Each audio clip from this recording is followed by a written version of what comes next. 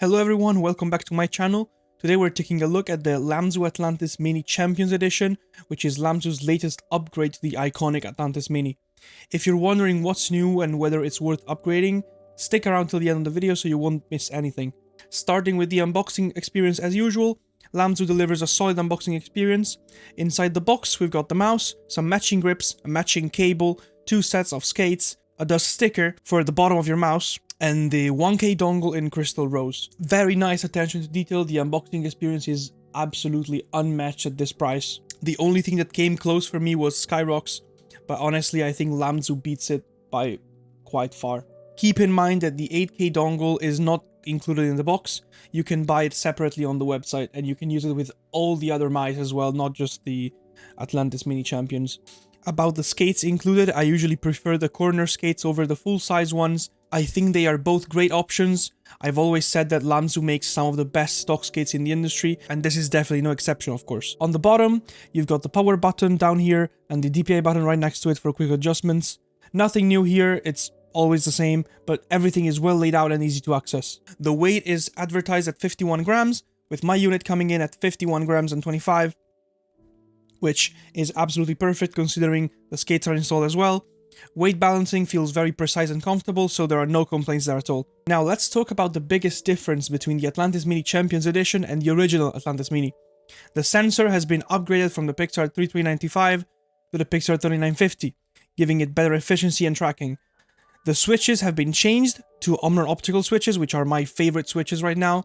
These Omron optical switches have been really good lately. They're light, very spammable, very crisp. I really love how they feel. We've been seeing them in very similar releases recently, like the Hitscan Hyperlight, the Skyrock's V6. They're definitely one of the most popular switches choices nowadays, and I really like them. As for the coating, it's as good as ever. It's one of the best in the industry. It's very grippy, smooth, sweat resistance. It does not need any grips unless you really prefer them, but I really think this mouse just feels good to hold with no grips. I really enjoy the smooth feeling of this coating. The scroll wheel is good overall. The steps are light but not too loose, and while the scroll click is a bit stiff, I don't think it's anything that ruins the experience. If anything, it also could be personal preference. Maybe I don't like it, but you guys will. As for the side buttons, they're absolutely perfect. Probably the first time I've seen something like this. They are really perfect. There's no pre-travel, no post-travel, zero wobble.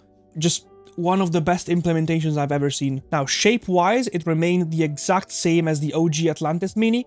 So we're dealing with a claw grip-oriented shape, with the humps move slightly towards the back, and the sides are curved, and they are increasingly narrower as you get further down. The hump on the Atlantis Mini isn't as pushed back as it is in other claw grip mice, like for example the Pulsar X2H I have here. You can clearly see there is quite a bit of a difference in position, which is what makes the Atlantis Mini feel more comfortable for me to hold. But it's all personal preference at the end of the day. Lamzu's software is straightforward and easy to use. Unfortunately, this release isn't supported by Lamzu's web interface, so we'll have to download the software manually. Alright, here we are in the software. Here's what I recommend for the best performance. So once you click on your mouse here, it's gonna load up, and you're gonna find a bunch of options. First thing I recommend changing is the debounce time. Set it to 0 milliseconds for the best click latency. Then in the next page, I recommend changing your polling rate to whatever you want. I use 1000 Hz because I don't have the 8K dongle, but you guys can use whatever you want as long as it's at least 1000 Hz. I recommend changing the mode down here to high performance, lift-off distance, whatever you prefer. I usually use 0.7 or 1 millimeter on cloth, and I use 2 millimeters on glass. One last thing I recommend is turning off motion sync because I don't like how it feels. And in the last options page, turn on this long distance option, which is going to give you the best wireless signal strength. Alright guys, that wraps up my review of the Atlantis Mini Champions. A great upgrade over the original with improved switches and a better sensor, but it's still keeping everything we already loved about the brand. If you enjoyed the video, make sure to leave a like and subscribe. Also check the description for discounts on gaming products using my code SWIFT. Thanks for watching, and I'll see you in the next one.